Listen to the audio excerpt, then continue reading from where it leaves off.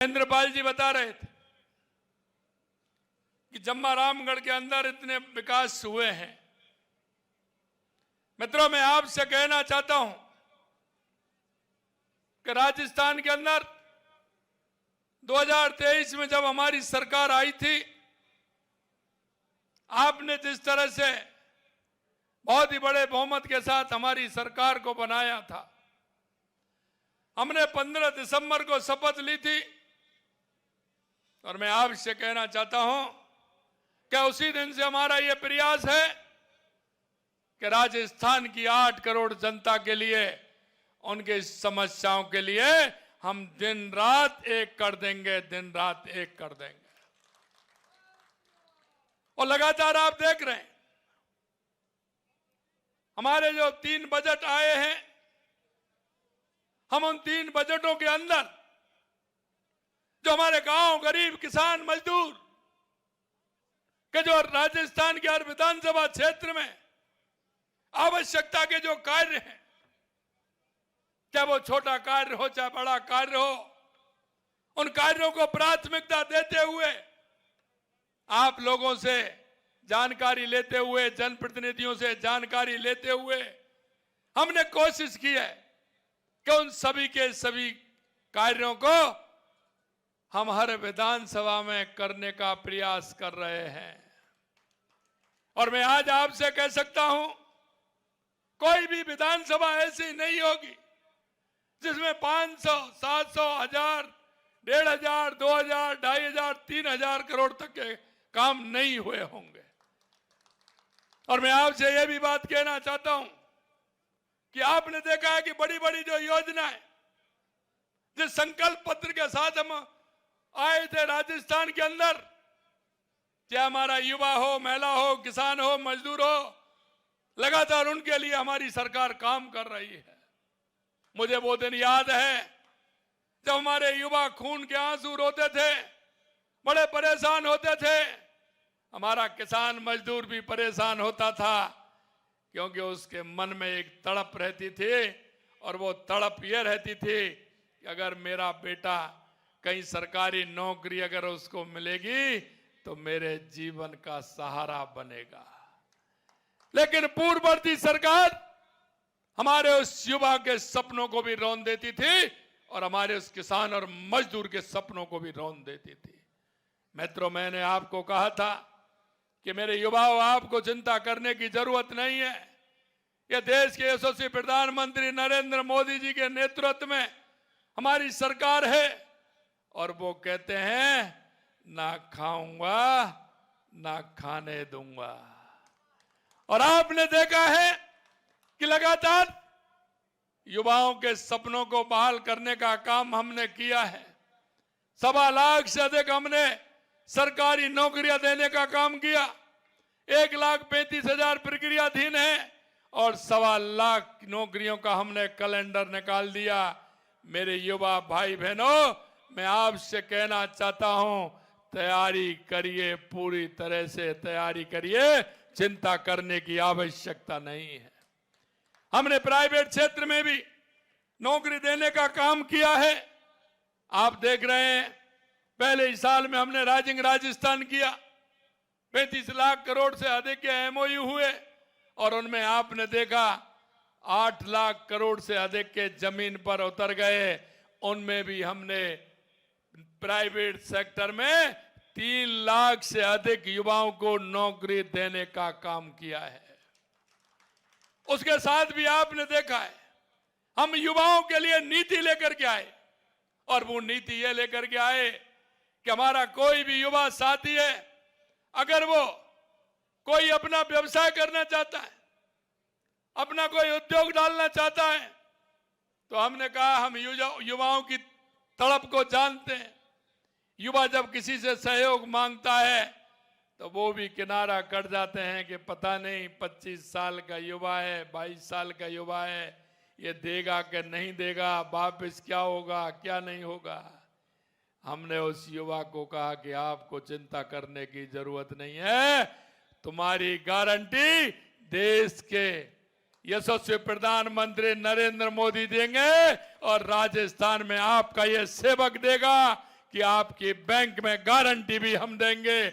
आप आइए, 50 लाख से लेकर के 1 करोड़ रुपए तक का हम आपको सहायता देंगे। आप अपना उद्योग खोलना चाहें तो आप अपना उद्योग खोल सकते हैं।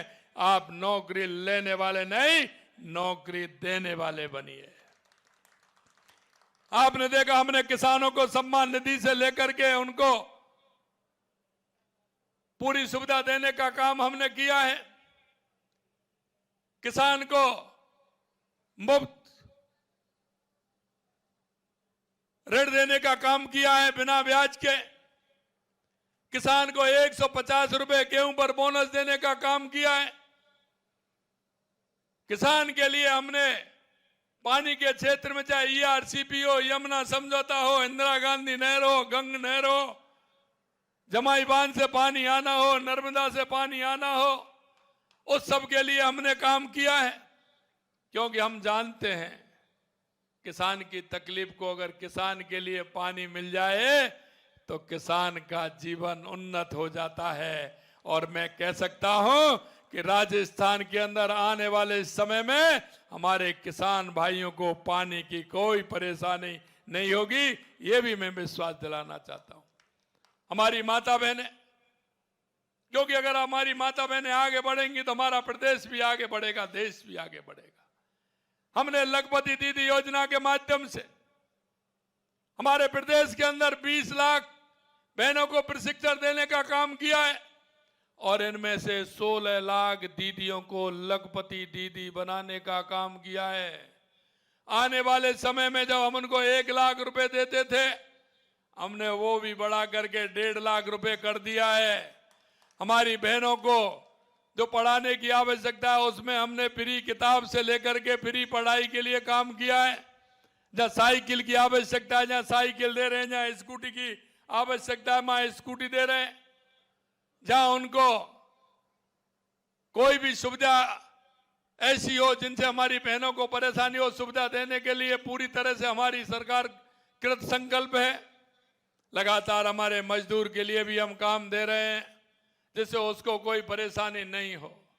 मेरे भाई और बहनों, मैं एक बात और आपसे कहना चाहता हूं, हमारी बड़ी बड़ी योजना जो हम लेकर के आए, हमारी 1 लाख करोड़ से अधिक ऊपर की योजना, हमारी राम जल सेतु ERCP योजना, आप देख रहे हैं 25,000 करोड़ की योजना, 25,000 करोड़ की योजना हमारी यमुना समझौता, 13,000 करोड़ रुपए की हमारी मेट्रो।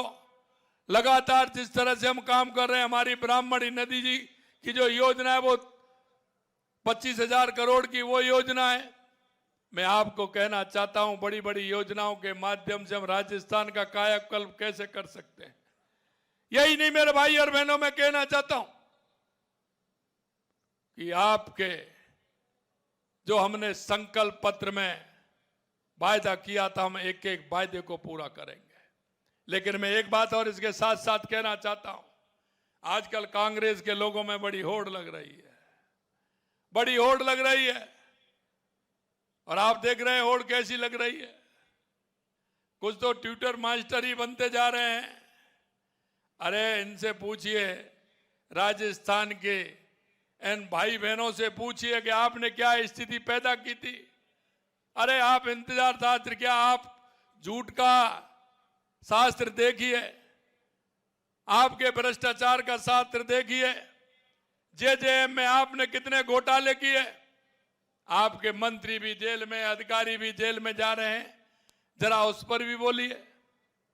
आपने युवाओं के सपनों को रौंदने का काम किया, भ्रष्टाचार किया, जरा उसमें भी बोलिए। आपने किस तरह से युवाओं के पेपर लीक किए थे, उसमें भी बोलिए। और मैं कहना चाहता हूं मेरे भाई और बहनों, लगातार मैं आपसे एक ही बात कहूंगा कि जिस तरह से आपके एक नेता अजमेर से चले थे, उन्होंने भ्रष्टाचार के खिलाफ रैली निकाली, उनके पैरों में छाले पड़ गए, जरा उनको भी देखिए। मैं आपसे यही कहूंगा कि राजस्थान की जनता पूरा हिसाब मांगती है। ये राजस्थान की जनता आपसे पूरा हिसाब मांगती है। हमने विधानसभा के अंदर 5 साल बनाम 2 साल प्रतिवेदन रखा था। मैं आपसे कहना चाहता हूं माननीय, आप उसका भी जवाब दीजिए। आप उसका जवाब तो नहीं देते हैं। 5 साल बनाम 2 साल, हमारी योजनाएं जो आपने 5 साल में नहीं किया वो हमने 2 साल में करके दिखाया। जरा कभी उस पर भी बोल लीजिए।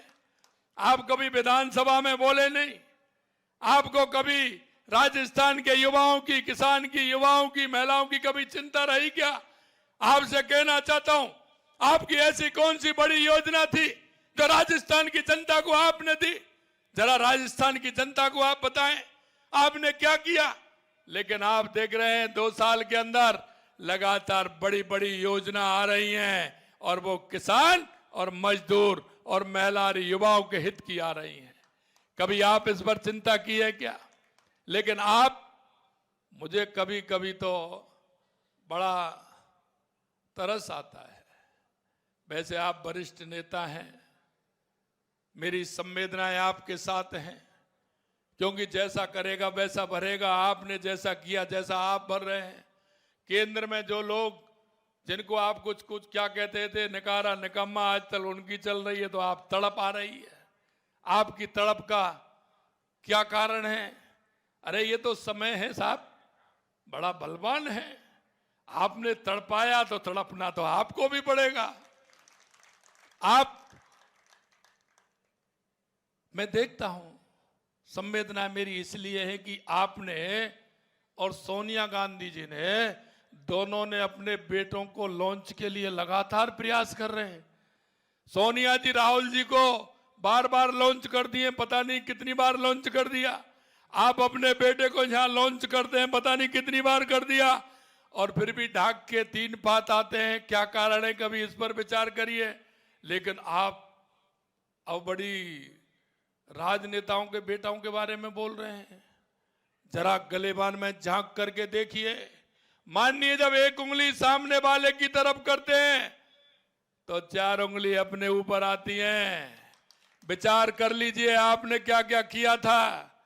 अरे आपने तो यहां तक मैं कहता हूं कि उन लोगों के सपनों को रौंदने का काम किया था, और आज भी आप वही कर रहे हैं। कोई कांग्रेस का नेता थोड़ा सा बोलता है, ये बीच में आकर के ये क्यों बोल गया? अभी भी इनकी आपस की लड़ाई चल रही है। अरे भाई, आपस की लड़ाई चल रही है आपकी, तो हम तो बोलने के लिए मना थोड़ी कर रहे हैं। लेकिन मैं एक बात आपसे कहना चाहता हूं, और कान खोल करके सुन लीजिए। ये आपके भ्रष्टाचार की कहानी और यह तुष्टीकरण की कहानी और लूट और झूठ की कहानी बंद होने वाली नहीं है, बंद होने वाली नहीं है। जिन्होंने भ्रष्टाचार किया है, एक एक को सजा मिलेगी, पूरी मिलेगी। चिंता करने की आवश्यकता नहीं है। यह भी मैं आपसे कहना चाहता हूं।